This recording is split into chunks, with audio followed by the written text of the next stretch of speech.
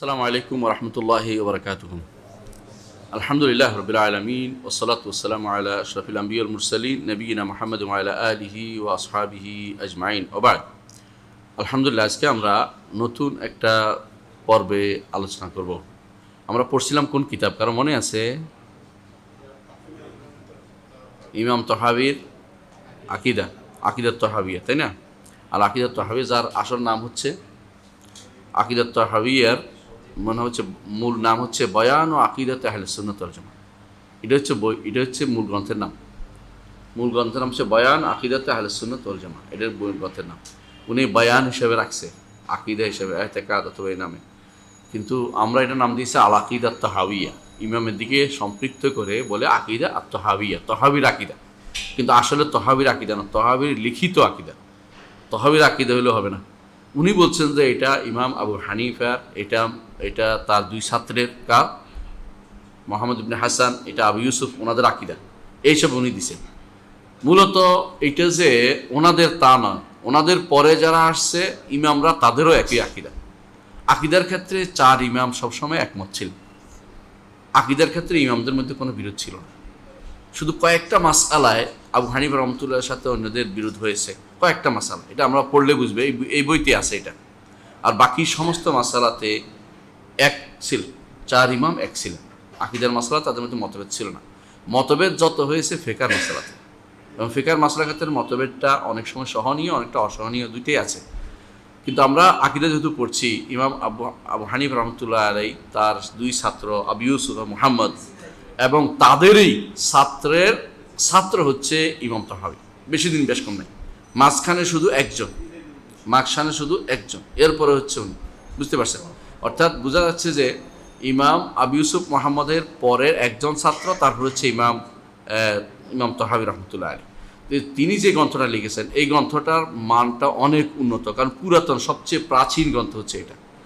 অনেকে যারা বুঝতে পারে না, তারা মনে করে এই গ্রন্থের কোনো নেই, অথেন্টিসিটি নেই, বা এই গ্রন্থের কোনো পাণ্ডুলিপি নেই। কথাটা ঠিক না, এই গ্রন্থের পাণ্ডুলিপি আছে, এবং আলহামদুলিল্লাহ অনেক পাণ্ডুলিপি এই গ্রন্থের রয়েছে। এটা ছোট ছোট পাণ্ডুলিপি এত বেশি যে এইটা হিসাবের বাইরে। অন্য বিভিন্ন বড় বড় যে সমস্ত লাইব্রেরিগুলো আছে, ইন্টারন্যাশনাল লাইব্রেরিগুলো আছে, মাকতাবাত জাহেরিয়া বেদেমাশক, অথবা মিশরের যে লাইব্রেরি আছে, অথবা আলেকজান্দ্রিয়া লাইব্রেরি আছে, এবং এই আয়া সুফিয়া তুরস্কের যে লাইব্রেরি আছে, মদিনার যে লাইব্রেরি আছে, বিশাল প্রাচীন লাইব্রেরিগুলোতে, ওগুলোতে হাতের লেখা ম্যানুস্ক্রিপ্ট আছে। এর অর্থ হচ্ছে কেউ অস্বীকার করার কোনো সুযোগ নাই। এখানে তিনি, আমাদের ইমাম আবু জাফর তাহাবী রহমতুল্লাহ আলাইহি, তিনি যেভাবে শুরু করেছেন, আমরা সেইভাবে কিন্তু পড়াচ্ছি না। আমরা একই কথাই পড়াচ্ছি, তবে ভাগ করে করে পড়াচ্ছি। এতদিন আমরা যে জিনিসগুলো পড়াইছিলাম, আপনাদের কি মনে আছে? প্রথমে পড়িয়েছিলাম যে আকিদা কোত্থেকে নিতে হবে, এটা কিন্তু ইমাম তহাবী বলেছেন। তারপরে বলেছেন যেগুলো আকিদার উৎস নয়, এটা ইমাম তহাবী বলেছেন। তারপর ইমানের কথা বলেছেন ইমাম তহাবী। তো আমরা ইমানের কথা আলোচনা করেছি, আকিদার, এরপর ইমান কিভাবে নষ্ট হয় সেটাও আলোচনা করেছি। এরপরে তাওহীদের ব্যাপারটা নিয়ে আমরা আলোচনা শুরু করেছি। তো তাওহীদের তিনটি অংশের ভিতরে আপনারা জানেন যে তাওহীদ তিন অংশ। অনেকে তিন অংশ নিয়ে ঝগড়া করে, আমরা ঝগড়া করি না। কেন? আমরা বুঝি যে তিন অংশ কোনো দোষণীয় বিষয় নয়, কারণ যে কোনো জিনিসের অংশ থাকতে পারে না? আর মানুষের অংশ আছে না, একটা মাথার অংশ, একটা পেটের অংশ, একটা পায়ের অংশ আছে না? তো থাকতে পারে। তো দেখেন, যে কোনো অজুর কয়টা অংশ? 4টা অংশ। হানাফিদের নিকট, অন্যদের নিকট আরও বেশি আছে। তো বোঝা গেল যে প্রত্যেকটা দেশে অংশ থাকতে পারে। সেই হিসাবে তাওহীদের 3টি অংশ, এটা আমাদের কথা নয়, এই ইমাম তহাবী বলেছেন। ইমাম তহাবী শুরু করেছেন এভাবে। কিভাবে করেছেন? যে নাকুলু ফি তাওহীদিল্লাহ, আল্লাহ তাওহীদের উপর আমরা এটা বলছি, মুতাকিদিনা, এই ইতিকাদ রেখে। ইতিকাদ শব্দ কিন্তু আছে সাথে সাথে, আন্নাল্লাহু ওয়াহিদুন লা শারীকা লাহু, আল্লাহ এক, তার কোনো শরীক নেই। ওয়ালা শাইয়া মিসলু, তার মতো কেউ নাই। ওয়ালা শাই ইউজিজুহু, তাকে কেউ অপারগ করতে পারবে না। এইভাবে তিনি এগিয়ে গেছেন, 3টে উল্লেখ করেছেন। এই 3টে শব্দ 3টে বিশাল অধ্যায়। 3টা শব্দ 3টা বিশাল অধ্যায়। প্রথমেই বলছেন তার কোনো শরীক নেই, তারপর বলছেন ওয়ালা শাই ইউজিজুহু, তাকে কেউ অপারগ করতে পারেন। এটা হচ্ছে তার রুবুবিয়তের অংশ। এটা নিয়ে আমরা এতদিন আলোচনা করেছি, আল্লাহর রুবুবিয়তের ভিতরে কী কী পড়ে, রব ভিতরে কী কী লাগবে বলেছি, এবং রবের মধ্যে তার রবের ঢাক, তার যে মর্যাদা, তার মধ্যে আছে আরশ, কুরসি, এবং তার মধ্যে আছে লৌহে কলম, লেখা, এগুলি সবই কিন্তু তার রুবুবিয়তের অংশ। আলোচনা করেছি আমরা। আজকে থেকে আমরা নতুন একটা অধ্যায়ে যাব, যে রুবুবিয়তের আরেকটি অংশ বা আল্লাহ তাআলা তাওহীদের আরেকটি অংশ, সেটা হচ্ছে আসমা ও সিফাত, আল্লাহর নাম এবং গুণ। ইতিপূর্বে আপনাদের কি মনে আছে, আমরা বলেছি যে আকীদার মূলত অংশ হচ্ছে 5টা। আকীদা বিশেষ অংশ কয়টা? 5টা। কি কি বলেছি কেউ মনে রাখতে পারছে দেখি? মনে নাই? আমি বলে দিচ্ছি, আবার মনে রাখবেন অবশ্যই। আহসানতা, এই তো বলতে পারছে। আল্লাহর সত্তা, নাম, গুণ, কর্ম এবং অধিকার, এই 5টি জিনিস হচ্ছে মূল আকীদার বিষয়। আকীদার বিষয়ের বাইরে কিছু নেই। আল্লাহ তাআলার সত্তা, নাম, গুণ, কর্ম, অধিকার। এতদিন আমরা পড়েছি সত্তা ও কর্ম পড়েছি, সত্তা ও কর্ম পড়েছি। আল্লাহ তাআলার সত্তা সম্পর্কে জেনেছি, তিনি তার কর্ম সম্পর্কে জেনেছি। আমরা সবাই কি? আল্লাহর কর্ম। আল্লাহ আমাদের সৃষ্টি করেছেন। আসমান জমিন কি? আল্লাহ কর্ম। সৃষ্টি না? সৃষ্টি মানে আল্লাহ কর্ম, তো তিনি এগুলো সৃষ্টি করেছেন, তার কাজ, তাই না? তারপর আরশ, কুরসি আল্লাহর কর্ম, আখিরাত আল্লাহর কর্ম, বুঝছেন তো? আল্লাহ, এইটি আকীদার মূল অংশ, সত্তা এবং কর্ম। সত্তা সম্পর্কে, আল্লাহ সম্পর্কে আমরা জেনেছি, তার কর্ম সম্পর্কে, এই দুইটা আগে হয়ে গেছে। এই দুইটার নাম হচ্ছে রুবুবিয়ত। এই দুইটার নাম হচ্ছে রুবুবিয়ত। আজকে থেকে যে দুইটা আলোচনা হবে, এটা হচ্ছে নাম এবং গুণ। যেই সত্তাকে এতদিন সংজ্ঞায়িত করছি, সংজ্ঞা দিয়েছি, যেই সত্তার কর্ম আমরা, প্রতিটি সৃষ্ট জিনিসেই আল্লাহর কর্ম, সেই সত্তা সম্পর্কে জানতে কে না চায়? সত্তা সম্পর্কে জানতে হলে আপনি কি তাকে দেখেছেন? দেখেননি। তার মতো কি কেউ আছে? নাই। তাহলে কি করতে হবে? এটার উপর তার নাম এবং গুণের মধ্য থেকে তাকে জানতে হবে। ধরুন আমি যদি বলি, হ্যাঁ আপনার নাম কি? রাশেদ। রাশেদ, রাশেদ আছে একজন, আপনি মনে হচ্ছে রাশেদ কীরকম, তাহলে বলুন। তাহলে বলতে হবে যে রাশেদ এমন একজন ব্যক্তি যার মাথার মধ্যে একটা টুপি আছে, গায়ের মধ্যে একটা জামা আছে, ভিতরে একটা গেঞ্জি আছে, যেটার মধ্যে আবার কিছু লেখা টেখাও আছে। এটা দিয়ে প্রমাণ দিচ্ছি আমরা বোঝানোর জন্য। কারণ তারপরেও রাশেদ কিন্তু দেখতে পাচ্ছি, একজন ডেকে এনে তাকে এই রাশেদ বুঝাইতে পারবে। আল্লাহকে কিভাবে দেখবেন আপনি? এখন তো আর পাচ্ছেন না। যেদিন আখিরাতে যাব সেদিন আমরা ইনশাল্লাহ দেখতে পাবো। সেদিনের পরে দেখার আর লাভ নাই, কারণ জান্নাতে যেতে দেখছি, তাই না? সেদিন দেখে আনন্দ পাবো, সব পাবো। সেদিন দেখে ইমান বিল গায়েব আর হচ্ছে না। ইমান বিল গায়েব না দেখে যে ইমান আনার সুযোগটা, এটা এখনই আপনাকে নিতে হবে। কিসের উপর নির্ভর করতে হবে তাহলে? আল্লাহর নাম এবং গুণ, যেটা আল্লাহ এবং তার রাসূল বলেছেন, এর মধ্যে নির্ভর করে তাকে চিনতে হবে। আর কোনোভাবে চিনার কোনো সুযোগ নেই। বিবেক দিয়ে আপনি আল্লাহকে চিনতে পারবেন না। বিবেক খরচ করে আপনি কিছুই বুঝতে পারবেন না। ওটা বিবেকের জায়গা নয়। বিবেক বলে যে একজন অস্তিত্ব আছে, আপনাকে এটা বলে দিবে, কারণ আমি তো সৃষ্ট, সৃষ্ট তো আমার একজন স্রষ্টা আছে, এটা ঠিক আছে, বুঝলাম। কিন্তু তাকে কিভাবে চিনবেন? বিবেক দিয়ে কিছুই চিনতে পারবেন না। বিবেক দিয়ে তাকে, তার সৃষ্টিকে চিনতে পারবেন, সৃষ্টি চিনে বুঝবেন যে একজন স্রষ্টা আছে আমার। কিন্তু তাকে চেনার জন্য আপনাকে অবশ্যই কোরআন এবং হাদিসে নির্ভর করতে হবে। এমন একটা বিশুদ্ধ উৎসের উপর নির্ভর করতে হবে, যেই বিশুদ্ধ উৎসের মধ্যে কোনো সন্দেহ নেই। সেটা কি? কোরআনের মধ্যে কোনো সন্দেহ আছে? নাই। আর সহিহ হাদিসের মধ্যে কোনো সন্দেহ আছে? নাই।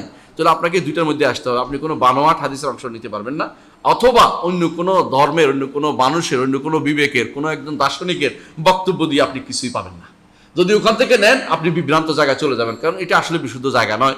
ওইটা দিয়ে আপনি কোন, মানুষের চিন্তা চেতনা, বিবেকের একটা সীমা রেখা আছে, আল্লাহ তাআলা সেই সীমার ভিতরে না। যখনই আপনার মনে আসবে তো আল্লাহ এরকম, আপনি ইমান কি বলবে? আল্লাহ এরকম না। এটা হলো নিয়ম। ইমাম আবু হানিফা রাহমাতুল্লাহ বলতেছেন, যখনই তোমার কোনো মনে আসবে যে আল্লাহ এরকম, তখনই বলবে যে না, আল্লাহ এরকম না, আমার মাথার এটা ধরার জায়গা না, ধরতে পারবো না। তাহলে নির্ভর করতে হবে, আল্লাহকে চিনতে হলে আপনি যেই সত্তা আপনাকে সৃষ্টি করেছেন, যার কর্ম আপনি, যেই সত্তার কথা আমি বলে যাচ্ছি, তাকে চিনতে হলে আপনাকে আল্লাহর নাম এবং গুণ দিয়ে চিনতে হবে। একটা যে কোনো মানুষকে যেভাবে নাম এবং গুণ দিয়ে চিনতে হয়, আল্লাহকে নাম এবং গুণ দিয়ে চিনতে হবে। এই যে নাম এবং গুণ দিয়ে চিনার নামই হচ্ছে তাওহীদুল আসমা ওয়া সিফাত। আর কিছু না, এটা বানোয়াট কিছু না, বা বাইরের কিছু আনছি বা কিছু না, এরকম নয়। তাহলে আমাদেরকে আল্লাহর নাম এবং গুণ সম্পর্কে জানতে হবে। সংক্ষেপে তো এটা বলি যে তাওহীদুর রুবুবিয়্যাহ কি? সত্তা, সমস্ত সৃষ্টি তার, তাই না? সমস্ত সৃষ্টি তার, সমস্ত মালিকানা তার, সমস্ত পরিচালনা তার, এটাই তো তাওহীদুর রুবুবিয়্যাহ। এইখানে এসে বলবো যে সমস্ত সুন্দর সুন্দর নাম তার, সমস্ত সুন্দর সুন্দর গুণ তার। যা কোরআন এবং সুন্নাহ বর্ণিত হয়েছে, নিজের পক্ষ থেকে বানিয়ে নামও দিতে পারবো না, গুণও দিতে পারবো না। তাহলে বলছে আল্লাহ তাআলার জন্য কোরআন এবং সুন্নায় যে সমস্ত নাম এসেছে সেগুলো তার জন্য একান্ত করে সাব্যস্ত করার নাম হচ্ছে আল্লাহর নাম এবং গুণ সাব্যস্ত করা। এখন বলতে পারে এটা এত কি দরকার, আল্লাহকে একজন মানলেই তো হয়। আমাদের সমাজে একটা বিরাট গোষ্ঠী মনে করে আল্লাহকে মানছি হয়ে গেছে। জি না, আল্লাহকে মানছি হয়ে গেলে আবু জাহাল কিন্তু আল্লাহকে মানতো না। সমস্যা কি ছিল তার? একজনকে মানত না, আরো আছে মনে করত। আরবের মুশরিকরা রহমানকে মানত না, ওহুম ইয়াকফুরুনা বির রহমান, তারা রহমানকে মানে না।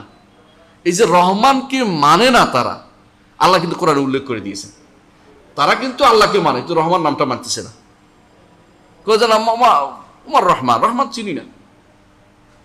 বরং বলছিল তাদের মধ্যে কেউ রহমান হচ্ছে ইয়ামাম আর রহমান, ইয়ামাম আর রহমানকে আমরা চিনি।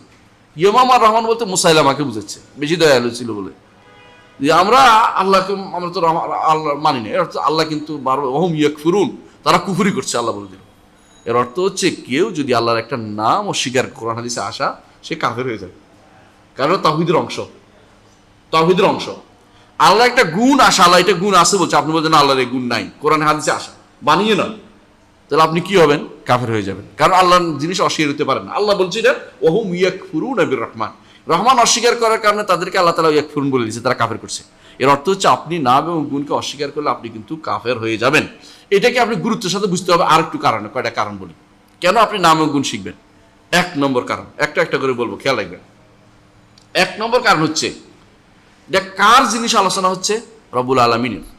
রব্বুল আলামিনের জিনিস আলোচনা হচ্ছে, আর আপনি বলবেন যে প্রয়োজন নাই। এটা কি ভালো কথা হচ্ছে? না। আল্লাহকে যদি চিনতে হয়, একটু আগে বলেছি আমি, তাহলে আপনাকে আল্লাহর নাম এবং গুণ দিয়ে জানতে হবে, আর কোনো কিছু জানার কোনো সুযোগ নেই। এই জন্য যারা আল্লাহকে বেশি চিনে তারা আল্লাহর নাম এবং গুণ নিয়ে বেশি গবেষণা করে। আগেকার দিনে, এখন যে আমাদের দেশে যে সমস্ত লোকেরা মারেফতের দাবি করে, মারেফত আছে না একটা গোষ্ঠী, মারেফতি, হ্যাঁ, বিভিন্ন রকমের দরবার খুলে বসেছে মারেফতের। ওরা আগেকার দিনে যে সমস্ত আল্লাহর ওলিরা ছিল, তারা আল্লাহর নাম গুণ নিয়ে গবেষণা করত। এই জন্য শেখ সিদি আব্দুল কাদের জিলানী রহমতুল্লাহ আলাইহি তার গুনিয়াতুত তালেবিন দেখবেন, এখানে আল্লাহর নাম গুণ সবগুলি সাব্যস্ত করছে, কোনো ভুল নাই ওখানে, মানে এত সুন্দর কাজ করছে। গুনিয়াতুত তালেবিন, গুনিয়াতুল তালেবিল হক। অনুবাদের ক্ষেত্রে অনেক উল্টা পাল্টা করছে, মূল কিতাবটা পড়বেন, আরবিটা পড়বেন, দেখবেন। এর অর্থ হচ্ছে তারা সঠিক মশলা, তারা বুঝছে যে আল্লাহকে চিনতে হলে কিভাবে চিনতে হবে? নাম এবং গুণের মাঝে। আল্লাহকে চিনার জন্য কিছুক্ষণ চোখ বন্ধ করে থেকে হোক করে চিল্লে ওঠার আল্লাহকে চিনা হয় না। আল্লাহকে চিনার জন্য নতুন নতুন পদ্ধতি আবিষ্কার করলে আল্লাহকে চিনা হয় না। আল্লাহকে চিনতে হলে নাম এবং গুণের মধ্যে চিনতে হবে। এক একটা নাম, সুবহানাল্লাহ, যদি বিশ্বাস করেন, এক একটা নামের ক্ষেত্রে আপনি কটা অর্থ করবেন। আজকে সকালে আমি পড়ছিলাম, আল্লাহু লাতিফুন, ইন্নাহু লাতিফুন খাবির, না লাতিফুন খাবির, আল্লাহ তাআলা লাতিফ খাবির। একটা হচ্ছে লাতিফ, একটা খাবির। দেখছিলাম, নাম বুঝার জন্য বলতেছি এটা। লাতিফ অর্থ আমার দেশে বলে সূক্ষ্মদর্শী, অনুবাদ করে। খাবির অর্থ কি? সবকিছু খবর রাখেন। আপনার কাছে মনে হচ্ছে না একই জিনিস? একই জিনিস না, ভিন্ন জিনিস আছে। খবর রাখেন। আর আলিম অর্থ কি জানেন? অর্থ কি একরকম নাকি? একরকম না। খাবির অর্থ হচ্ছে যে গোপন জিনিস জানে। আলিম অর্থ হচ্ছে যেই ব্যক্তি সব কিছু জানে, ব্যাপক এটা। আর লাতিফ অর্থ হচ্ছে ওই ব্যক্তি, যে ব্যক্তি গোপন না, আর চেয়ে গোপন জিনিসও জানে, সূক্ষ্মতে সূক্ষ্ম জিনিস জানে। বুঝছেন কথা? যে সত্তা। তাহলে আরেকটু জিনিস দেখেন, লাতিফের আরেক অর্থ আছে, সেটাও অনেকে উল্লেখ করেন আমাদের। সেটা কি? লাতিফের আরেক অর্থ হচ্ছে যে বান্দার প্রতি দয়া করে। কোথায় দয়া করে তাকে সেই জায়গায় দয়া করে। এখন আপনি যদি এই নামগুলি জানেন, দ্বিতীয় নম্বর যে কারণ আপনার নামটা শিখতে হবে। এক নম্বর কি বলেছি? যেগুলো আল্লাহর তাওহীদের অংশ, না জানলে তাওহীদ বলা হবে না, কুফরি করা হবে, এই জন্য এটা শিখতে হবে। দুই নম্বর হচ্ছে এইটা জানার সাথে সাথে এটার ইবাদত আপনার মধ্যে আসবে। যখন আপনি জানবেন যে আমার সূক্ষ্মতে সূক্ষ্ম বিষয় কে জানে? আল্লাহ তাআলা জানে। যখন আপনি জানবেন যে আমাকে লطف, আমার প্রতি দয়া কে করে? আল্লাহ করে, তখন আপনি কার কাছে ধর্ণা দিবেন? আল্লাহর কাছে। আপনি কোনো কবর রাখা যাবেন না, বলবেন না আমি তো, উনি জানেন, উনি আমার সব কিছু জানে, উপরওয়ালা আমার সব কিছু জানে, আমি তার কাছে যাবো। আঙুল উপর দিকে উঠবেই উঠবে, কোনো সন্দেহ নেই। যেই ব্যক্তি ইমানদার আছে সামান্য অটোমেটিক উপরের দিকে আঙুল উপরে, উনি জানেন উনি আমার সব কিছু জানেন, তার কাছে আমি যাবো। আপনার তাওহীদ কিন্তু ইতিমধ্যে আসতেছে। এর অর্থ হচ্ছে আপনি এটা যত জানবেন তত বেশি আপনার ঈমান পোক্ত হবে, প্রতিষ্ঠিত হবে। ঈমান যদি কোনো পোক্ত করতে চান, নাম গুণের কোনো বিকল্প নাই। একটু দেখেন রাসূলুল্লাহ সাল্লাল্লাহু আলাইহি ওয়াসাল্লাম কি করতেন। 3 নম্বর বলতেছে এটা, রাসূল এই কাজটা করতেন। বলতেছেন ইন্নাল্লাহু বিত্রুন ইউহিব্বুল বিতরা, আল্লাহ বিতির, তিনি বিতির পছন্দ করেন। খেয়াল করছেন আপনি? আল্লাহর সাথে জুড়ে দিয়েছেন কিভাবে? গুণের সাথে আপনাকে জুড়ে দিয়েছেন। ইন্নাল্লাহ আফুন ইউহিব্বুল আফা, ইন্নাকা আফুন তুহিব্বুল আফা ফাফু আন্না বলছে না? আল্লাহ আফু, আল্লাহ আফুন, তার নাম একটা, আল্লাহ আফু তার নাম। ক্ষমা করতে ভালোবাসেন, ইউহিব্বুল আফা। আল্লাহ আপনি ক্ষমাকারী, ক্ষমা করতে ভালোবাসেন, আমাকে ক্ষমা করে দেন। কিভাবে? আপনাকে ওটার সাথে বেঁধে দিয়েছেন। আপনি এখন এইভাবে চাইবেন। রাসূলুল্লাহ সাল্লাল্লাহু আলাইহি ওয়াসাল্লামকে আয়েশা রাদিয়াল্লাহু আনহা বলেন, ইয়া রাসূলুল্লাহ, আমি যদি লাইলাতুল কদর পেয়ে যাই কি দোয়া করব? আপনাকে কি দিয়ে বেঁধে দিয়েছেন? নামের সাথে বেঁধে দিয়েছেন, নামের সাথে বেঁধেছেন। দেখেন, এই যে প্রতিদিন সালাতের শেষে বসে দোয়া করেন, শেষ বৈঠকে কি দোয়া করেন? আল্লাহুম্মা ইন্নী যালামতু নাফসি যুলমান কাসীরা ওয়া ইন্নাহু লা ইয়াগফিরু যুনুবা ইল্লা আনতা ফাগফিরলি মাগফিরাতাম মিন ইনদিক ওয়ারহামনি ইন্নাকা আনতাল গাফুরুর রাহিম। আপনি ব্যতীত কেউ ক্ষমা করতে পারবে না, সুতরাং আমাকে আপনার একান্ত স্পেশাল ক্ষমা দিয়ে আমাকে মাফ করে দেন, আমাকে ক্ষমা করে দেন, কারণ আপনি গাফুর রাহিম। গাফুর রাহিমকে লাগাই দিছে আপনার দোয়ার সাথে। আপনি বান্দা চলার কোনো সুযোগ নেই, আপনার লাগবে এইটা, আপনার জন্য এটা লাগছেই। বান্দা তাহলে বোঝা গেল যে তার জীবনের প্রতি মুহূর্তে তাকে এই আল্লাহর কোনো না কোনো নামের সাথে, তার কোনো গুণের সাথে যুক্ত হয়ে তা আল্লাহর কাছে কিছু চাইতে হচ্ছে। দেখুন, ইন্নাল্লাহ জামিলুন ইউহিব্বুল জামাল, আল্লাহ জামিল, সুন্দর, তিনি সুন্দর পছন্দ করেন, লাগাই দিছে আপনাকে। এই জন্য রাসূলুল্লাহ সাল্লাল্লাহু আলাইহি ওয়াসাল্লাম বলতেছেন, তোমার কাপড় যেন সুন্দর, আল্লাহ তোমার নেয়ামত দিয়েছে কিনা? বলেন অনেক নাম। এক সাহাবী খারাপ কাপড় নিয়ে আসে, বলে যে খারাপ কাপড় নিয়ে আসে কেন? তুমি কি খুব ফকির? বলে না, আল্লাহ আমাকে সব রকম নেয়ামত দিয়েছে। বলে আল্লাহ তাআলা পছন্দ করে তিনি তার বান্দার উপর যে নেয়ামত দিয়েছেন সেটা সে দেখাই যায়। এরপর বলে ইন্নাল্লাহ জামিল ইউহিব্বুল জামাল। সাহাবী বলেন, ইয়া রাসূলুল্লাহ, আমি চাই আমার পায়ের এই ইয়া করতে, এই সুন্দর করতে, আমার কি এটা কোনো অহংকার? কয় না, আল্লাহ সুন্দরকে পছন্দ করে। আল্লাহ যে নেয়ামত দিয়েছে তা আপনি দেখান, সমস্যা নেই। আপনি কেতা দুরস্ত হয়ে মসজিদে আসেন, সুন্দর হয়ে আসেন। আল্লাহ পছন্দ করেন না জামিল, তিনি সুন্দর পছন্দ করেন। অসুন্দর করতে দেখাইতে বলেন আপনাকে। এর অর্থ হচ্ছে যে এই যে প্রত্যেকটা কথার সাথে কিন্তু আপনি দেখতে পাচ্ছেন আপনাকে জুড়ে দিয়েছে, প্রত্যেক নামের সাথে আপনাকে, নাম এবং গুণের সাথে, নাম এবং গুণের সাথে আপনাকে জুড়ে দেওয়ার অর্থ হচ্ছে আপনি জীবনের প্রতি মুহূর্ত এটা লাগবে আপনার। আপনার রহমতের দরকার, আপনি কি দোয়া করবেন? রাহমাতুকা ওয়াসিআত কুল্লা শাই, আল্লাহ আপনার রহমত সব কিছু ঘিরে আছে, আপনি আমাকে রহমত করুন। রাসূলুল্লাহ সাল্লাল্লাহু আলাইহি ওয়াসাল্লাম দোয়াকে দেখেন আপনি, প্রত্যেকটা দোয়া আল্লাহুম্মা বলা হচ্ছে, আল্লাহ নাম দিয়ে ডাকা হচ্ছে। আবার দেখেন দোয়ার সময় রব্বানা ডাকা হচ্ছে, আল্লাহ নাম দিয়ে ডাকা হচ্ছে। আপনি কিভাবে চলবেন? আপনি ইবাদত করতে হলে আল্লাহর নাম লাগবে, আপনি চাইতে হলে আল্লাহর নাম লাগবে। যে আপনাকে পরিপূর্ণভাবে নাম এবং গুণ ছাড়া আপনি এক মুহূর্ত চলতে পারবেন না। যে যত আল্লাহর নাম গুণ জানে, যে যত নাম গুণ দিয়ে আল্লাহকে ডাকতে পারে, সে তত বড় আল্লাহর কাছের মানুষ, তত বড় আল্লাহর মারিফত জানছে। আর যারাই এই ফিল্ড থেকে দূরে সরে গেছে, বিভিন্ন রকমের দরবার খুলে বসেছে, হাদিয়া তোফার জন্য নিয়ে বসে আছে, অথবা বরকতে আর দিচ্ছে আর নিচ্ছে, ওই জাতি কখনো আল্লাহর মারিফত লাভ করতে পারে না। এরা শুধুমাত্র এই পথেই বানোয়াট হাদিস দিয়ে তারা জীবন যাপন করতেছে। ওরা আসলে আল্লাহর মারিফত, মানে আল্লাহ তাআলার সত্যিকারের পরিচয় তারা কখনো পাবে না। কারণ আল্লাহকে চিনতে হলে নাম এবং গুণের মাঝে চিনতে হবে। যে যত বেশি নাম গুণ জানবে তত বেশি আল্লাহ সম্পর্কে জানবে। আশ্চর্যের বিষয় হচ্ছে, নামের ব্যাপারে প্রচুর বই লেখা হয়েছে, নামের ব্যাপারে প্রচুর বই লিখছে। এমনকি যারা মুতাজিলারা ছাড়া জাহমিয়ারা নাম স্বীকার করতো না, মুতাজিলারা নাম স্বীকার করতো, অর্থ স্বীকার করতো না, এই জন্য ওরা লেখে নাই। কিন্তু আশারি মাতুরিদিরও নামের উপরে বই লিখছে, কিন্তু সিফাতের উপরে বই লিখতে কেউ রাজি হয়নি। কেন? তারা সিফাত স্বীকার করতো না, অল্প কয়েকটা সিফাত মানতো, আর মানতো না। কিন্তু সিফাতের তো কোনো শেষ নেই। নাম যদি 99টা তারাই বলে, আমরা বলি 99 সীমাবদ্ধ না, আমরা আসবে আলোচনায়। কিন্তু সিফাত 99 না, 900-র বেশি হইতে পারে। সিফাত আল্লাহর গুণের তো কোনো শেষ নেই, আল্লাহর গুণের কোনো শেষ নেই, আল্লাহর নামেরও কোনো শেষ নেই। 99টা এমন নাম আছে যা দিয়ে ডাকলে তিনি সাড়া দেন, যা দিয়ে ডাকলে আপনি জান্নাতে যাবেন।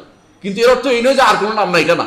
বলতে পারেন দলিল কি? দলিল আপনারা জানেন, এটা আপনারা জানেন, আপনারা আগে পড়েছেন, বহুবার বলেছি আপনাদেরকে। সেটা কি? যখন কেউ বিপদে পড়ে তখন কি দিয়ে বলতে ডাকতে বলছে? আল্লাহুম্মা ইন্নী আবদুকা ওয়া ইবনু আবদিকা ওয়া ইবনু আমাতিকা নাসিয়াতি বিয়াদিকা মাদিন ফিহা হুকমুকা আদলুন ফিহা কাদাউকা আসআলুকা বিকুল্লি ইসমিন হুয়া লাকা। আপনার প্রত্যেকটি নামের ওসিলা চাচ্ছি আল্লাহ। আল্লাহ তাআলা রাসূল শিখিয়ে দিয়েছেন আমাদেরকে যেন বিপদে পড়লে কি করতে, আল্লাহ নামের ওসিলা দিয়ে রাখতে। আসআলুকা বিকুল্লি ইসমিন হুয়া লাকা, আল্লাহ আপনার প্রত্যেকটি নামের ওসিলা দিয়ে চাচ্ছি। যেই নামটি আপনি আনজাল কাউকে শিক্ষা দিয়েছেন, কিতাবে নাজিল করেছেন, কোনো রাসূলকে দিয়েছেন, অথবা আপনার কাছে রেখে দিয়েছেন। কিছু নাম আল্লাহ নিজের কাছে রেখে দিয়েছে, আপনাকে জানায় নাই। কিন্তু কিছু নাম কিতাবে নাজিল করেছে, কিছু নাম ফেরেশতাদের বলছে, কিছু নাম আল্লাহ রাসূলদেরকে বলেছেন, কিন্তু কিছু নাম আল্লাহ নিজের কাছে রেখে কাউকে জানান নাই। যার অর্থ হলো নাম 99তে সীমাবদ্ধ, তবে 99টা হাদিস এটা শুদ্ধ যে কেউ আল্লাহ 99টা নাম দিয়ে আল্লাহকে ডাকলে আর জান্নাতে প্রবেশ করবে। সেখানে বলছে আহসাহা, এহসা অর্থ কি? হ্যাঁ, গণনা করা, মানুষ মনে করে, কিন্তু না, এহসা হচ্ছে যথাযথভাবে হক আদায় করে ডাক, যথাযথ হক আদায় করা। এটাই কোরআনের এহসার অর্থ। অনেকে অনুবাদটা ভুল করে, এই জন্য বলতেছি। শুধু গণলেই জান্নাতে যাবে কথাটা এরকম না। কেউ যদি গণলো, শিরিক করলো, জান্নাত যাবে না। এটা তো গণার অর্থ হচ্ছে এটা অর্থ বুঝে এইটা দিয়ে আল্লাহকে ডাকা এবং এইটা যথাযথ বাস্তবায়ন করা, সে ব্যক্তি জান্নাতে যাবে। কারণ জান্নাতে যাওয়ার জন্য সবগুলি আছে। আল্লাহর নামের চতুর্থ বৈশিষ্ট্য, পঞ্চম যে কারণ, সেই কারণে আল্লাহকে ডাকতে হবে, সেটা হচ্ছে আমরা এতদিন তাওহীদুর রুবুবিয়্যার কথা বলেছি, তাই না? বলেছি না?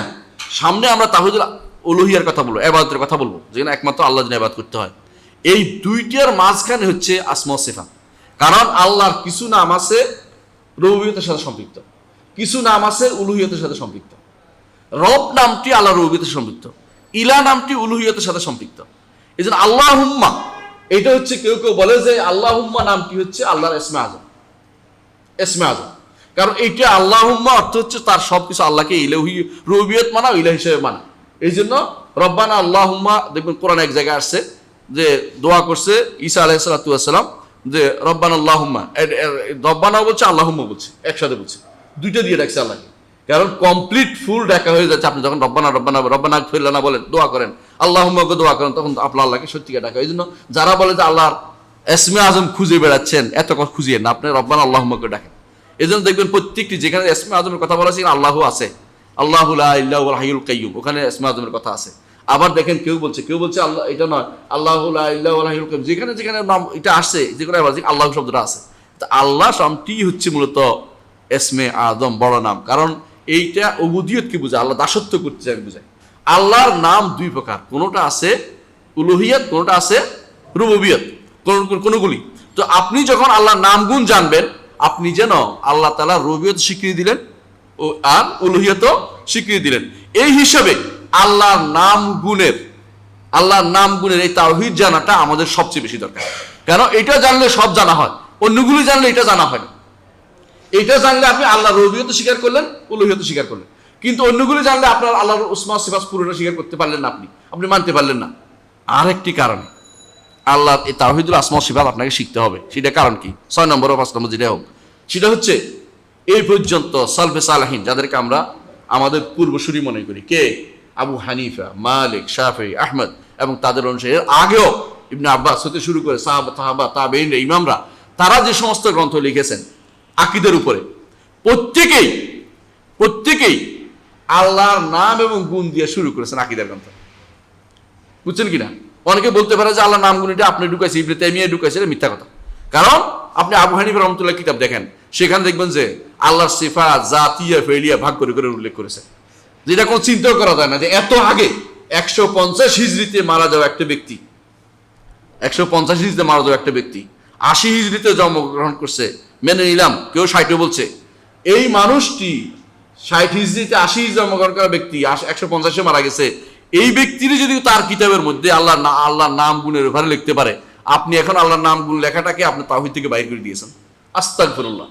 বহু মানুষকে আমি দেখি আকীদার উপর কিতাব লেখে, নাম গুণের ব্যাপার একটা যেন আস্তে করে টপ করে লাভ দিয়ে পালিয়ে যাচ্ছে। উনি আর এখানে আর কথা বলতে চায় না, মনে যেন পলায়ন পর একটা মানসিকতা কাজ করতে। যেখানে আবু হানিফা রাহমাতুল্লাহ আলাইহি তার কিতাবের মধ্যে, তার কিতাব একটা আছে, নাম কি? আল ফিকহুল আকবার, আপনাদের কাছে থাকবে। দেখবেন যে উনি একটা অধ্যায় রচনা করে আলাদাভাবে নাম গুণের ব্যাপারে অধ্যায় রচনা করছে।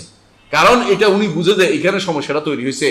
প্রথম উম্মতের মধ্যে যে আকীদাগত বিরোধ তৈরি করছে যারা, তারা এই জায়গাতে সমস্যা তৈরি করছে। এই জন্য সলভে সালেন এই জায়গাটাকে হাইলাইট করেছে, বেশি করে লিখছে এই জায়গাতে। এবং আল্লাহর নাম গুণের বিষয়টির উপর তারা আলাদা গ্রন্থ লিখেছে, আলাদা করে গ্রন্থ লিখেছে। কেউ কেউ লিখেছে আসমা সিফাতের উপরে, পুরোটাই লিখছে আসমা সিফাতের উপরে, একটা একটা করে সিফাতের উপরে। কেউ কেউ লিখেছে আসমা সিফাতটা নিয়ে আসে, স্বাভাবিক আলোচনা করছে, ভাগ করেছে। কারণ এর মাধ্যমে একমাত্র আল্লাহ তাআলার উপর আকীদা বিশ্বাস আপনার ঠিক হবে। যে ব্যক্তি যত বেশি আল্লাহর নাম এবং গুণ স্বীকৃতি দিবে তত বেশি তাওহীদবাদী হতে পারবে। আর যে ব্যক্তি আল্লাহর নাম গুণের যত বেশি দূরে থাকবে সে মৌখিক তাওহীদে আছে, কার্যের মধ্যে তাওহীদের মধ্যে সে নাই।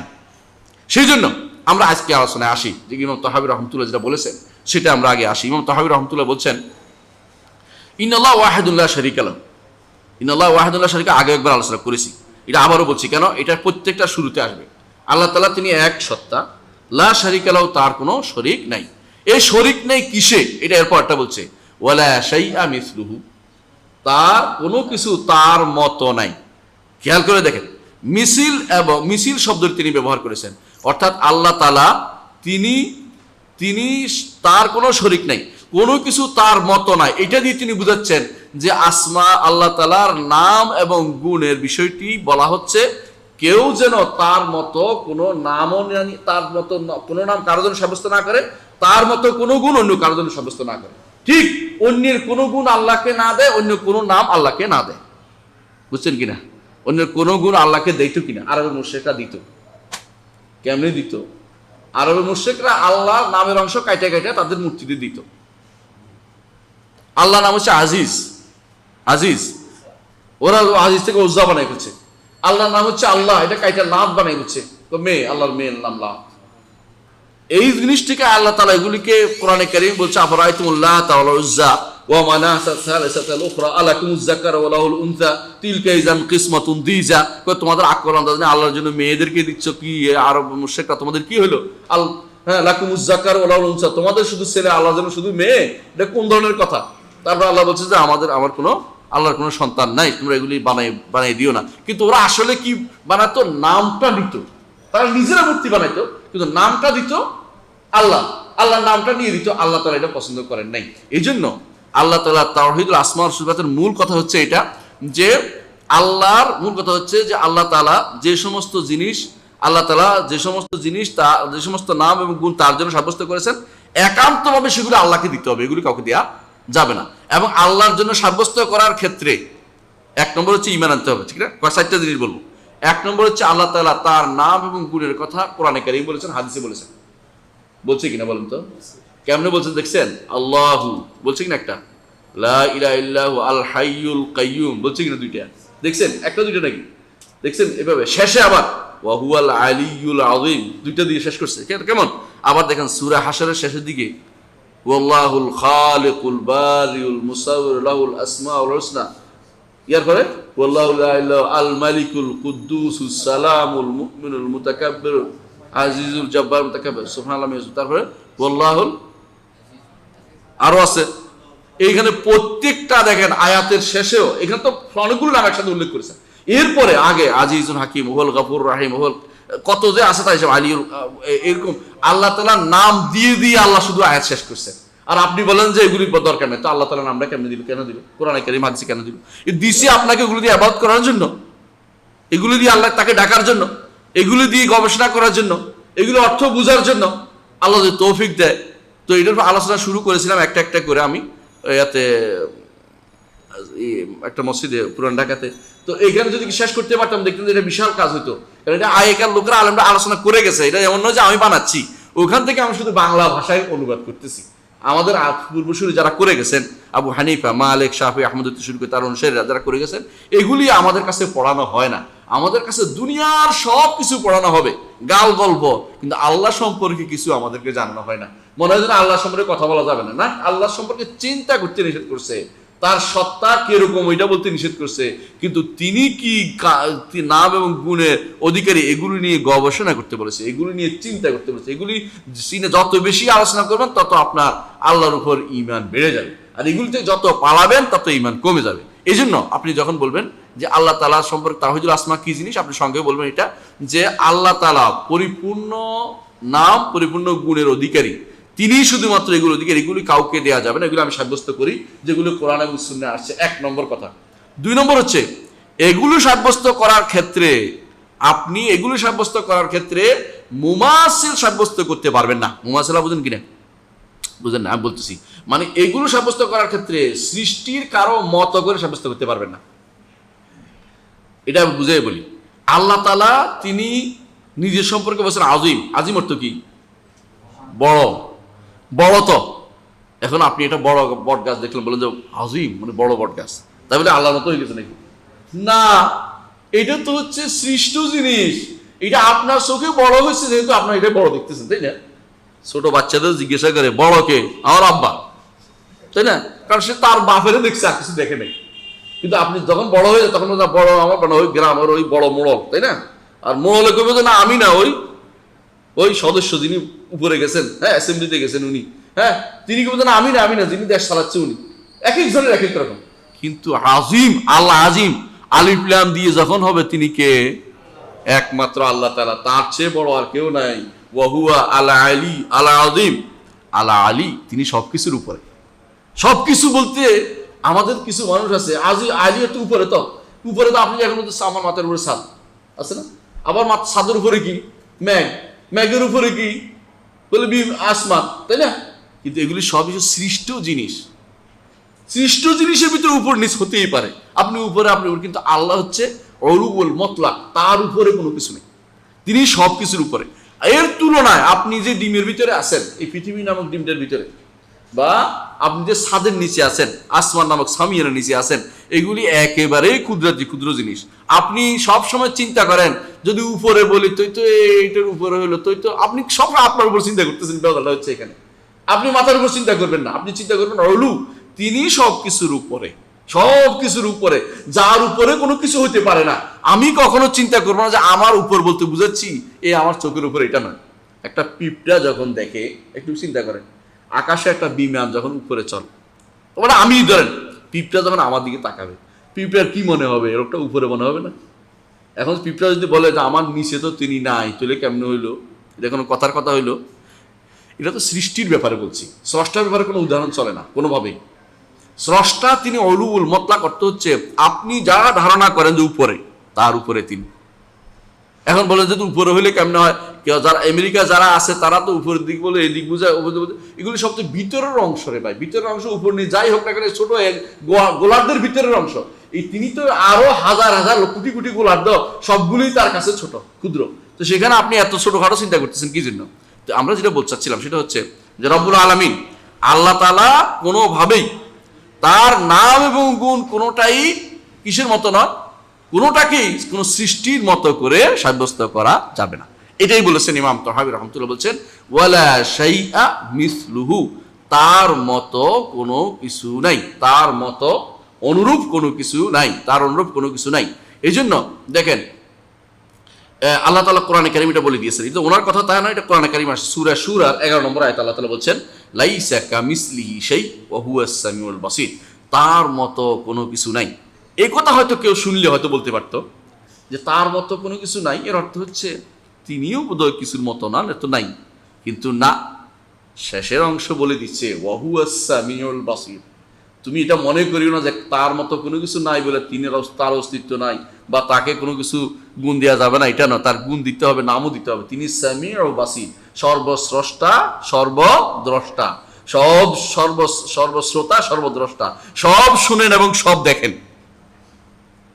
অর্ধেক পড়ে অনেকে চলে যায়, কেউ যদি অর্ধেক পড়ে চলে যায় তো বিপদ হয়ে যায়। এদের বেশিরভাগ মানুষই যারা আল্লাহর নাম গুণ সাব্যস্ত করে না, অর্ধেক পড়ে, লাইসা কামিসলিহি শাই, লাইসা কামিসলিহি শাই, কি এর পরের অংশ পড়ো না, আয়াতের বাকি অংশ কমপ্লিট করো।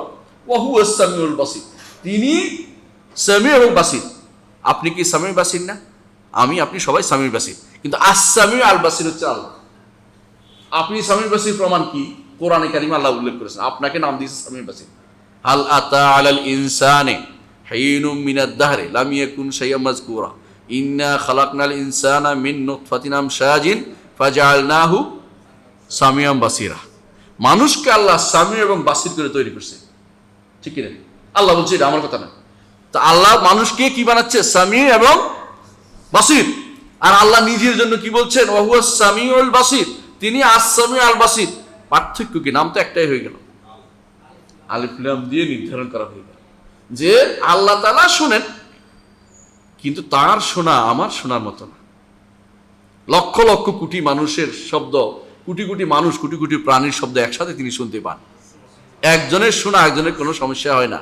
আর আমি একজনের শব্দ শুনলে আরেকজন থেকে শুনতে পাই না, একটা শুনলে আরেকটা শুনতে পাই না। একটু পরে বলেন আমি শুনতে পাই না, ব্যস্ত ছিলাম বলেন আপনি, কিন্তু তিনি সব শুনতে পান একসাথে। শুধু ফরিয়াদ নয়, হাজার হাজার লক্ষ লক্ষ ভাষা, এই যে কত ভাষা আছে পৃথিবীতে, সমস্ত ভাষার ফরিয়াদ তিনি শুনছেন। আয়েশা রাদিয়াল্লাহু আনহা বলেন, ওই মহিলা, আমি আশ্চর্য হয়ে যায়, যে মহিলা চিৎকার করছিল, কিছুই বোঝা যাচ্ছে না, কারণ বৃদ্ধ বয়সে তার স্বামী তার সাথে জেহার করে বসছে। জেহার বুঝছেন কিনা? জেহার হচ্ছে আরবের একটা তালাকের পদ্ধতি। কেউ যদি কারো স্ত্রী হারাম করতো তো বলতো তুমি আমার মায়ের পিঠের মতো, এটা বললে হারাম হয়ে যেত, এটা বললে হারাম হতো। এটা আরবের একটা জাহিলিয়তের যুগের একটা হারাম করার পদ্ধতি ছিল, এটা তালাক দেওয়ার পদ্ধতি। ইসলাম এটাকে গ্রহণ করে নাই, এটা একটা হারাম কাজ করছে, এটা তো জিহাদ, এটা কাফারা দিয়ে পার হইতে হয়, কেউ যদি এরকম কিছু করে কাফারা দিতে হয়। তো বৃদ্ধ বয়সে এই মহিলা খাওলা বিনতে হাকিম, সম্ভবত ওনার নাম, তিনি তার স্বামী তার সাথে জেহার করেছে। এই জেহারের মহিলা, বৃদ্ধ বয়সী মানুষ উল্লাপাল্লা কান্নাকাটি করে, কিছু বলতে পারতেছে না, মুখ দিয়ে কথা বেরোচ্ছে না, অনবরত আউ আউ করতেছে। আয়েশা রাদিয়াল্লাহু আনহা বলতে আমি কিছুই বুঝি না মহিলা কি বলে, কান্নাকাটি করতেছে শুধু। কিন্তু আল্লাহ তাআলা উপর থেকে শুনছে, আল্লাহ আয়াত নাযিল করলেন, কাদ সামিআ আল্লাহ, আল্লাহ অবশ্যই শুনেছে ওই মহিলার কথা, যে মহিলা আপনার সাথে ঝগড়া করতেছে। আয়েশা রাদিয়াল্লাহু আনহা বলেন, আল্লাহু আকবার, সুবহানাল্লাহ, ওই আল্লাহ যিনি সব, তার সমস্ত আওয়াজ তিনি শুনতে পান। আমি মহিলার থেকে আমার কাছে চিৎকার করছে, আমি বুঝি না, কিন্তু আল্লাহ ঠিকই উপর থেকে বুঝছেন। সুবহানাল্লাহ, তিনি হচ্ছেন সর্বশ্রোতা, সব শুনতে পান। আপনি কোন ভাষায় কথা বলবেন সেটা তিনি বুঝেন। কেরালা ভাষায় কথাগুলো বুঝেন, কেরালা ভাষা বলে আমরা কঠিন বলি, কিন্তু বাংলা ভাষা আরো কঠিন, তো চাইনিজ ভাষা আরেকটু কঠিন মনে হয়। সব ভাষা তিনি বুঝেন, একসাথে বুঝেন। আপনার হিসাব নিতে হবে, একজনের করে হিসাব নেন না, বিচারকরা একজন বিচার একজন করে, 2-3 জন একজন করতে পারেন। আল্লাহ তাআলা ও সারিউল হিসাব, একসাথে সবার হিসাব তিনি নিতে পারবেন হাশরের মাঠে। আপনি মনে করবেন যে এত মানুষ হিসাব কখন নেবেন? হাদিসে আছে রাসূলুল্লাহ সাল্লাল্লাহু আলাইহি ওয়াসাল্লাম বলেছেন, এক বিকালের মধ্যে হিসাব নেবেন আল্লাহ তাআলা, কিন্তু এর আগে আটকে রাখবেন, বিশাল সময় আটকে থাকবে। হিসাবের সময়টা বেশি দেরি লাগবে না, কিন্তু আটকে রাখবে যে আল্লাহ তাআলার কাছে যতক্ষণ পর্যন্ত রাসূলুল্লাহ সাল্লাল্লাহু আলাইহি ওয়াসাল্লাম আরশের নিচে সিজদায় না কান্নাকাটি করবেন, ততক্ষণ পর্যন্ত আল্লাহ হিসাবের জন্য আসবেন না। আপনাকে হাশরের মাঠে দাঁড়িয়ে থাকতে হবে। সেই সময়ে আরশের নিচে ছায়া কিছু মানুষ পাবে, আর বেশিরভাগ মানুষই হাশরের মাঠে কষ্ট পেতে হবে। কিন্তু আপনি যদি শান্তি পেন, ওই সময় আরশের নিচে পাইলে শান্তিটা পেয়ে যাবেন আপনি, অর্থাৎ আপনারা কষ্ট পেয়ে গেছেন প্রথম থেকে। ওই জন্য 80 নিচে 7 শ্রেণী বা এই জাতীয় মানুষ যারা আলোচনা, ওদের ব্যাপারে গুরুত্ব দিতে হবে যে আমি যেন ওই শ্রেণীর অন্তর্ভুক্ত হয়ে যেতে পারি। যা কালাকুল হাজিরা বলছিলাম। তো দেখেন, সামির ওয়া বাসির, আল্লাহ বলছে এই সূরা দাহার ইনসানের মধ্যে যে মানুষকে আমি শ্রোতা এবং দর্শক হিসেবে আমি সৃষ্টি করেছি। আল্লাহ বলছে জাআলনাহু সামিআন বাসীরা, সে শুনে এবং দেখে, এটা করে সৃষ্টি করছি। এটা আবার বলে না যে অনেকে তো শোনে না, তার কারণে বিভিন্ন প্রাকৃতিক কারণ হয়েছে, মানে বিভিন্ন কারণ হয়েছে, কিন্তু মূল হচ্ছে তাকে শোনা এবং তার সাথে কান দিছে, চোখ দিছে। কোনো কারণে চোখের উপর পর্দা পড়ে গেছে, এটা আলাদা কথা, বা কানের সমস্যা হয়ে গেছে আলাদা কথা, কিন্তু মূলত ভাবে শ্রোতা হিসেবে সৃষ্টি করেছে আল্লাহ তাআলা। তো এখন কেউ যদি বলে যে আল্লাহর মত হয়েছে, না, এই মত না, এটাও শুনে, ওইটাও আল্লাহ শুনে, কিন্তু এই শোনা সেই শোনার মতো না। তাহলে কি একরকম হলো? একরকম না। কিন্তু সাব্যস্ত করতে নিষেধ করবেন না, আপনাকে অবশ্যই সাব্যস্ত করতে হবে আল্লাহ নিজের নাম বলেছে, ওয়া হুয়াস সামিউল বাসীর, ঠিক না? আচ্ছা, আরেকটা উদাহরণ দেই। রাসূলুল্লাহ সাল্লাল্লাহু আলাইহি ওয়াসাল্লাম সম্পর্কে কি বলেছে আল্লাহ তাআলা? রাসূলকে সম্পর্কে কি বলেছে? লাকাদ জাআকুম রাসূলুম মিন আনফুসিকুম আজিজুন আলাইহি মা আনিতুম হারিসুন আলাইকুম বিল মুমিনিনা রাউফুর রাহিম। ঈমানদারদের ব্যাপারে রাউফুর রাহিম হচ্ছে কে? মুহাম্মদুর রাসূলুল্লাহ সাল্লাল্লাহু আলাইহি ওয়াসাল্লাম। অথচ আপনি জানেন যে আর রাউফ আর রাহিম কার নাম? আল্লাহর নাম। তাহলে পার্থক্য কোথায়?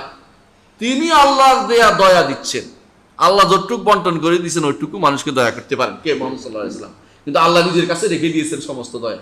হাশরের দিন তিনি সেটা প্রয়োগ করবেন। কাদের জন্য? ঈমানদারদের জন্য প্রয়োগ করবেন। কাফেরদের জন্য সেটা কোনো অংশ সেখানে নাই, সেখানে কোনো অংশ থাকবে না। ঈমানদারের জন্য অংশটা থাকবে, কারণ তিনি আর রাউফ আর রাহিম হিসেবে হাশরের দিন তিনি ঈমানদারদেরকে সেটা দিবেন। কিন্তু রাসূলুল্লাহ সাল্লাল্লাহু আলাইহি ওয়াসাল্লাম তো রাউফ রাহিম, কিন্তু আর রাউফ আর রাহিমের ভিতরে তিনি পড়েন নাই, কারণ এটা একমাত্র আল্লাহর জন্য নির্ধারিত, আল্লাহর জন্য তিনি সেটা হবেন। তাহলে আপনি নাম রাউফ রাহিম রাসূলকেও পাচ্ছেন, আবার এদিকে কি আল্লাহর নাম পাচ্ছেন, একরকম হয়ে গেলে বাদ দিয়ে দিবেন? সমস্যা হচ্ছে এটাই, যখনই এরকম হয়ে যায় তখনই কিছু মানুষ বাদ দিতে চলে আসে, আল্লাহর মতো হয়ে যাচ্ছে। তো না, আল্লাহর মতো যদি আপনি সাব্যস্ত করেন, আমরাও বলি যে হওয়া যাবে না, কিন্তু নাম মিললেই একরকম হয় না, নাম মিললে একরকম হয় না। এটারও একটা হাতল আছে, আছে না? আপনার একটা হাত আছে, দুটোকে একরকম নাই, এটা আঙ্গুল আছে নাকি? তাহলে বোঝা যাচ্ছে প্রত্যেকটি জিনিসের যেই সত্তা অনুসারে তার নাম এবং গুণ হয়ে থাকে, সত্তা অনুসারে তার নাম এবং গুণ হয়ে থাকে। আপনি যেরকম, আপনার হাত এরকম, হ্যাঁ, গরুর হাত একরকম, হ্যাঁ, ছাগলের হাত একরকম, কখনো না। এক এক সত্তা অনুসারে তার নাম গুণ হয়ে থাকে। রব্বুল সৃষ্টির যে নাম গুণের সাথে স্রষ্টার নাম গুণের নামে মিলবে, কিন্তু কামে মিলবে না, কামে মিলবে না। তাহলে আপনি না দেখার কারণে শুধু শুধু সন্দেহ করেন না যে এটা কেন বলবে না, কামে মিলবে না, বাস্তব মিলবে না। দেখুন, রাসূলুল্লাহ সাল্লাল্লাহু আলাইহি ওয়াসাল্লাম বলেছেন, জান্নাতে কি দিবে আল্লাহ তাআলা আপনাকে? হ্যাঁ, কাঁদি কাঁদি কলা দিবেন, তলহিম মানদুদ আছে তো, কোরআনে কারীম উল্লেখ করছে। শরাব দিবে, পানীয় দিবে, দিবে না? সব দিবে আল্লাহ তাআলা। মধু দিবে, দুধ দিবে, কিন্তু দুনিয়ার মধুর মতো কখনো না। তাহলে বুঝছেন, সৃষ্টিতে সৃষ্টি বিশাল পার্থক্য।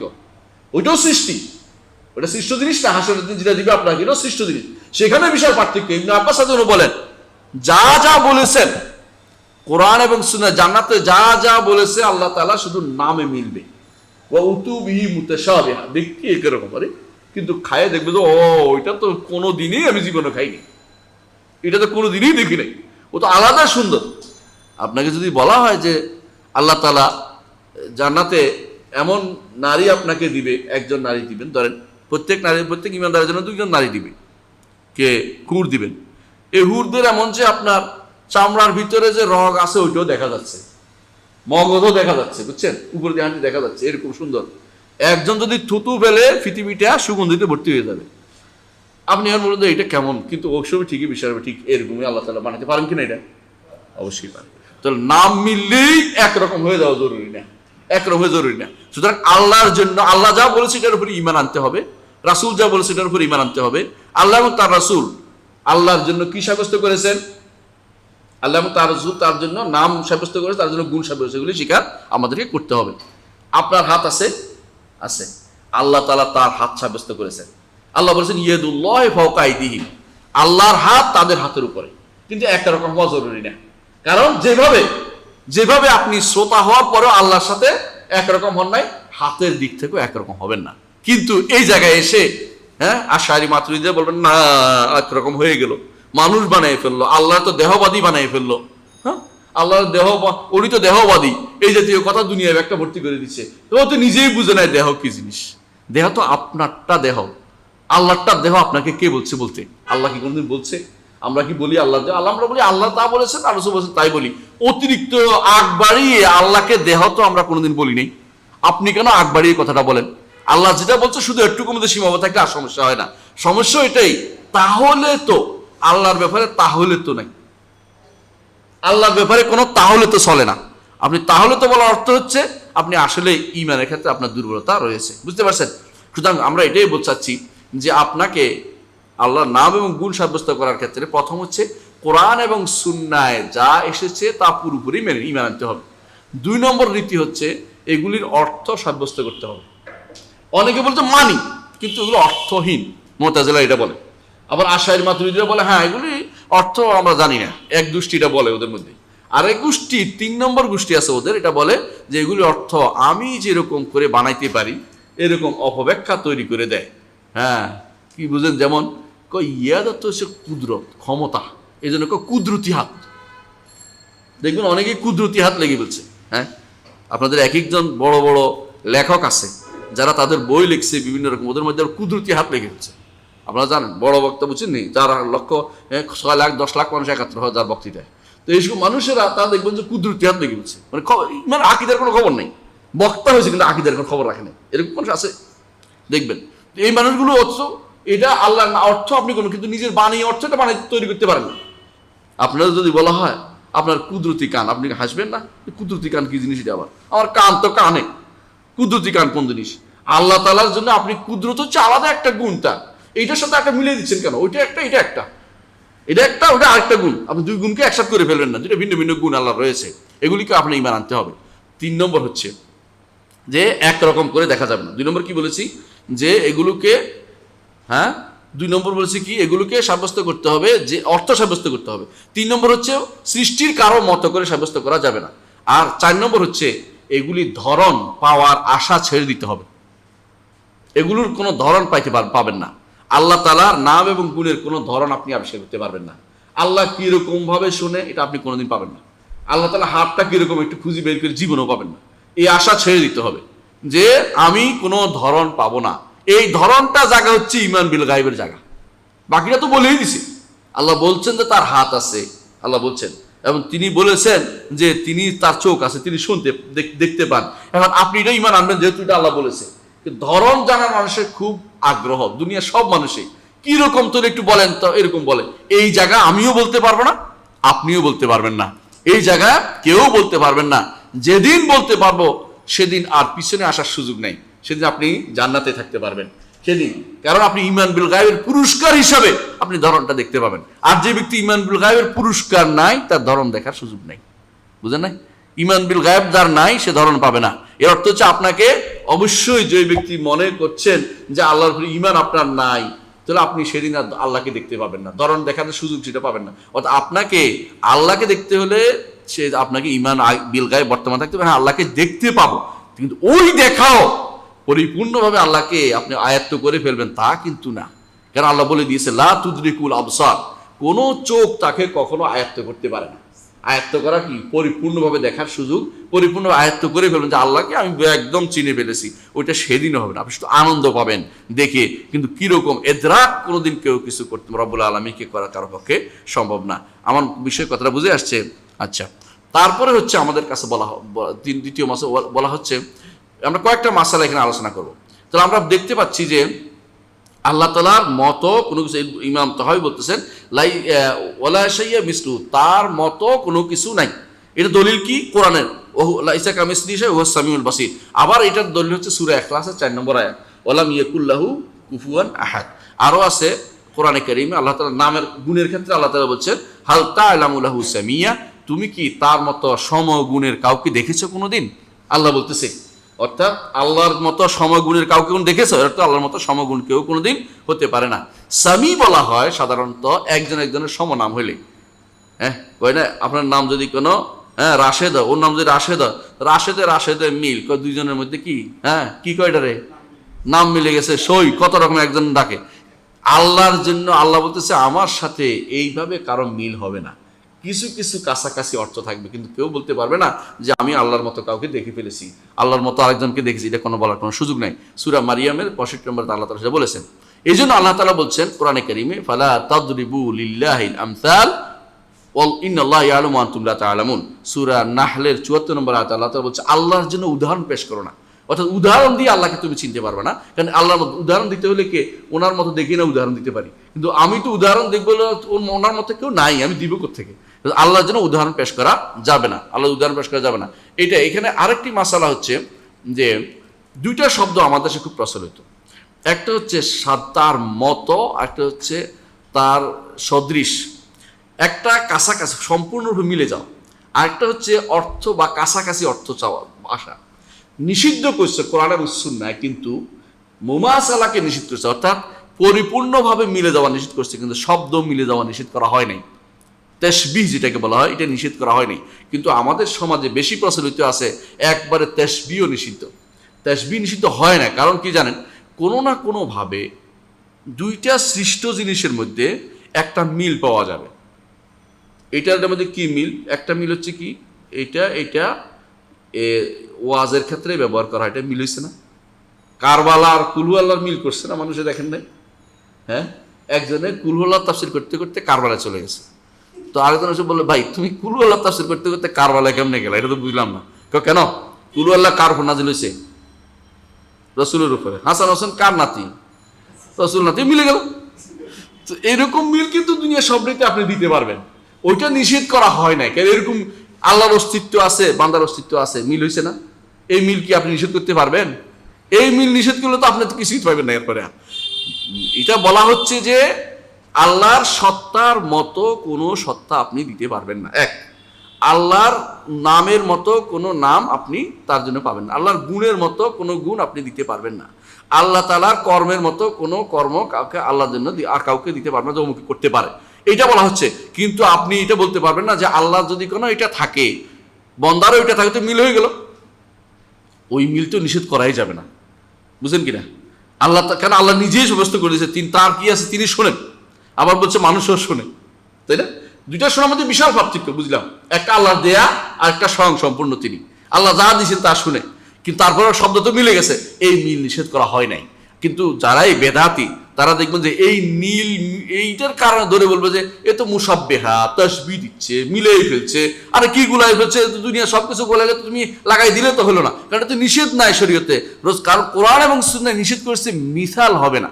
কোরআন এবং সুন্নাহ কোথাও বলা হয় নাই যে কোনো রকমের একটা মিলও থাকবে না, এরকম মিল যদি না থাকে তাহলে অস্তিত্বই তো বিপন্ন হয়ে যাবে। কারণ মানুষের অস্তিত্ব আছে কিনা? আছে। তাহলে আল্লাহর অস্তিত্ব যদি থাকে তাহলে তো একরকম হয়ে গেল। এটা কি নিষিদ্ধ? না, এটা নিষিদ্ধ না। তো এই অংশটা এইটা তো নিষিদ্ধের ভিতরে পড়ে না, কিন্তু তোমরা এটাকে কেন নিষিদ্ধ করতেছ? সুতরাং আল্লাহর হাত আছে বললে মানুষের হাত আসে থাকার মতো থাকা জরুরি নয়। যেমন আল্লাহর অস্তিত্ব থাকার অর্থ মানুষের অস্তিত্ব থাকা জরুরি নয়, একরকম হওয়া জরুরি নয়। আমরা কি বুঝাতে পারছি কথাটি? ইনশাআল্লাহ আমরা দার্স এখানে শেষ করবো। সুবহানাকাল্লাহি ওয়া বিহামদিকা, আশহাদু আল্লা ইলাহা ইল্লা আনতা, আস্তাগফিরুকা ওয়া আতুবু ইলাইক।